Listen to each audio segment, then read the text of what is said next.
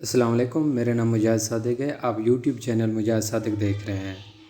हम 9th class की chemistry की बुक पढ़ रहे हैं। आज का हमारा जो टॉपिक है वो है relative atomic mass and atomic mass unit. As we know that the mass of an atom is too small.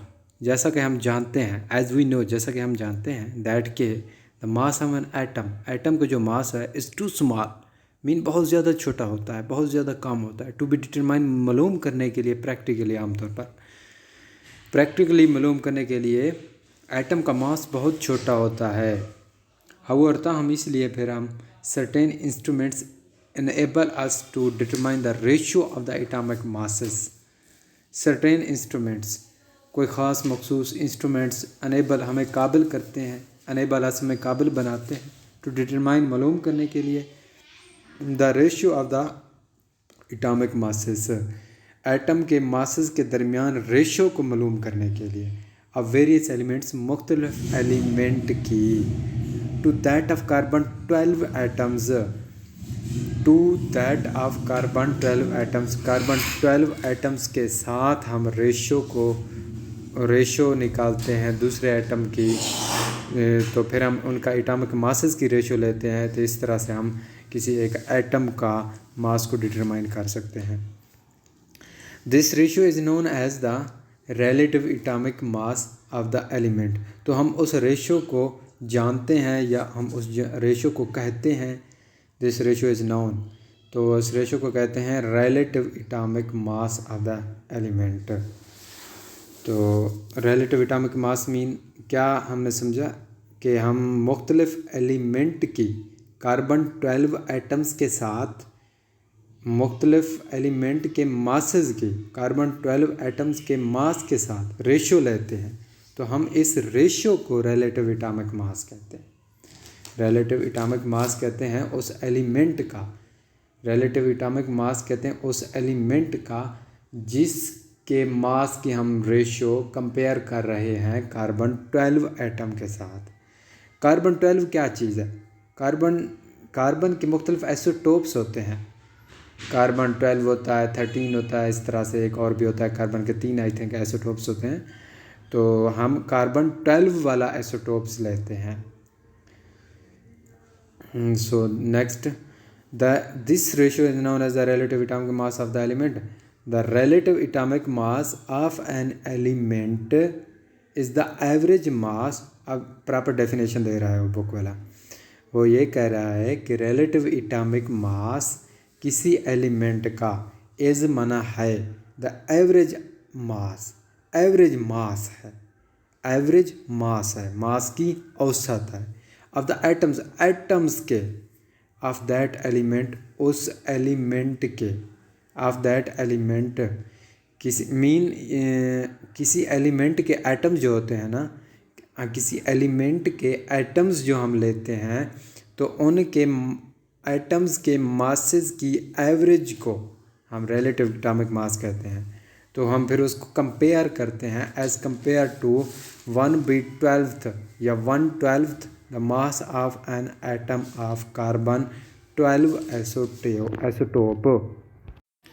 ये कार्बन 12 आइसोटोप क्या चीज़ है? आइसोटोप वो होते हैं जिनमें एटॉमिक नंबर सेम होता है और मास नंबर मुख्तलिफ होता है। एटॉमिक नंबर से मुराद नंबर ऑफ प्रोटॉन सेम होता है और मास नंबर मुख्तलिफ होता है। मीन क्या तब्दील हो रहा होगा उसमें? नंबर ऑफ न्यूट्रॉन तब्दील होते हैं। नंबर ऑफ न्यूट्रॉन के तब्दील होने से किसी एलिमेंट के मुख्तलिफ आइसोटोप बनते हैं। जैसे कार्बन के बन रहे हैं, कार्बन 12, 13, इस तरह से। तो हमारे पास एक कार्बन का आइसोटोप है कार्बन 12, उसके 12 यूनिट कर दिए जाए, कार्बन 12 के 12 यूनिट कर दिए जाए, मतलब कार्बन 12 का जो मास है फिर उसको डिवाइड किया जाए 12 हिस्सों में। तो एक हिस्से को हम फिर कहेंगे 1/12 part, 1/12 part of carbon an atom. इसमें भी यही कह रहा है कि the relative atomic mass of an element is the average मास। वो कह रहा है किसी एलिमेंट का रिलेटिव एटॉमिक मास जो होगा वो एवरेज मास होगा उस एलिमेंट के एटम्स के, उस एलिमेंट के एटम के जो मास होंगे उनका एवरेज रिलेटिव एटॉमिक मास कहलाएगा। फिर उसको कंपेयर करेंगे as compared by 1/12 the mass of an atom of carbon 12 isotope. हम उसको कंपेयर करेंगे कार्बन 12 आइसोटोप के 12वें हिस्से के मास के बराबर। यही लिखा हुआ है एज कंपेयर्ड। हम उसका मवाजना करेंगे। 1/12 मीन एक का 12वां हिस्सा, 12वें हिस्से से 12वां हिस्सा द मास का 12वां हिस्सा ऑफ एन एटम, उस एटम के मास का 12वां हिस्सा of carbon 12 isotope. Carbon 12 isotope के मास का 12वां हिस्से को हम कंपेयर करेंगे एटम के एवरेज मासेस के साथ, तो हम उसको रिलेटिव एटॉमिक मास कहते हैं। Next, based on carbon 12 standard, वो ये कह रहा है कि हम कार्बन 12 को एक बुनियादी स्टैंडर्ड के तौर पर लेते हैं, म्यारी लेते हैं या मवाजना के तौर पर लेते हैं। जैसे हम किसी तराजू में किसी चीज़ को नापते हैं तो हम उस पे कुछ वज़न ले लेते हैं, 1 kg 2 kg का एक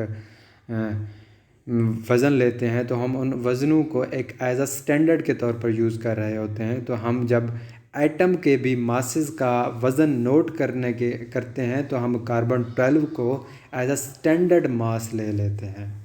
इसमें भी यही कह रहा है the based on carbon 12 standard, carbon 12 को बुनियाद बनाएंगे म्यारी।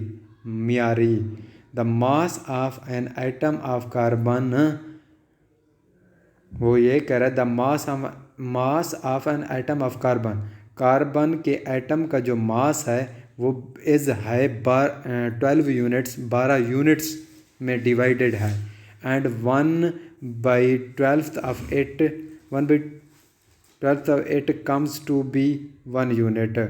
1/12 तो उसने यहाँ पे थोड़ा गलत लिखा है, 1/2 लिखा है, यहाँ पे आता है 1/12 ऑफ इट। उस 12वां कार्बन के 12 यूनिट्स होते हैं। कार्बन के एटम के मास के 12 यूनिट होते हैं।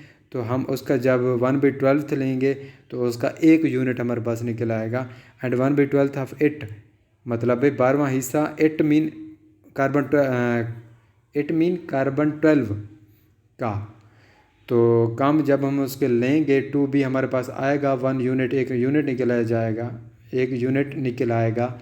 इसी तरह से when we compare atomic masses, जब हम मवाजना करते हैं एटम के मासेस का ऑफ अदर एलिमेंट्स, दूसरे एलिमेंट के एटम के मासेस का, with atomic mass of carbon 12 atom. इस सेंटेंस में वो ये कह रहा है कि जब हम दूसरे एलिमेंट के एटमों के मासेस को हम मवाजना करते हैं कार्बन 12 के एटॉमिक मास के साथ, तो दे आर एक्सप्रेस्ड, तो हम फिर उनको ज़ाहिर करते हैं एज आ रिलेटिव एटॉमिक मासेस। तो हम जब ये मवाजना करते हैं तो अब हम उनको इस तरह से ज़ाहिर करते हैं या इस तरह से जानते हैं कि relative atomic masses of those elements, उन एलिमेंट्स का मवाजना करके जो हमारे पास जवाब आता है तो हम उनको कहते हैं कि ये रिलेटिव एटॉमिक मासेस है उन एलिमेंट का जिनको हम कंपेयर कर रहे थे कार्बन 12 के साथ। The unit for relative atomic masses, वो ये कह रहा है कि रिलेटिव एटॉमिक मासेस का जो यूनिट होता है उसे हम कहते हैं इज़ कॉल्ड, कहा जाता है उसको एटॉमिक मास यूनिट। और एटॉमिक मास यूनिट का सिंबल क्या है?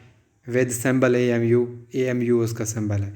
Mean A come from atomic, M come from mass and U come from unit, so it's symbol is AMU।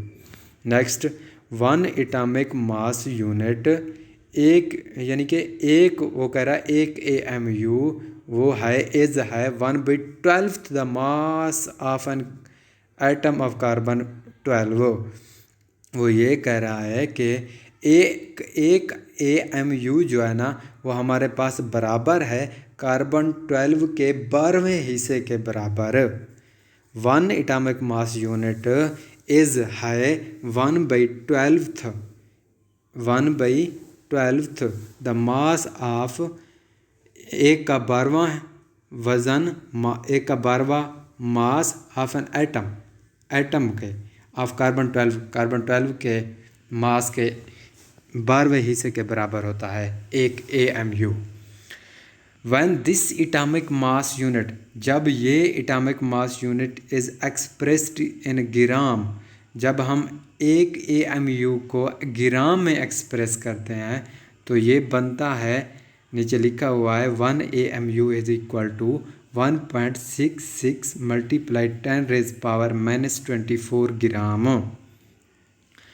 अब यहाँ से हमें ये पता चला है कि 1 AMU जो होता है ना कार्बन 12 के 12वें हिस्से के बराबर होता है, नंबर 1। नंबर 2 ये पता चला है जब हम 1 AMU को ग्राम में ज़ाहिर कर रहे होते हैं तो फिर 1 MU हमारा बराबर होता है 1.66 मल्टीप्लाई 10⁻⁻24 ग्राम के बराबर होता है। नेक्स्ट, जो हमारे पास मास प्रोटॉन का मास होता है वो होता है 1.0073 AMU। अगर हम इसको ग्राम में एक्सप्रेस करना चाहें तो हम कैसे करेंगे, यही करेंगे ना। तो 1.0073 को मल्टीप्लाई कर देंगे 1.66 मल्टीप्लाई बाई 10⁻⁻24 के, तो हमारे पास ग्राम में आंसर आ जाएगा।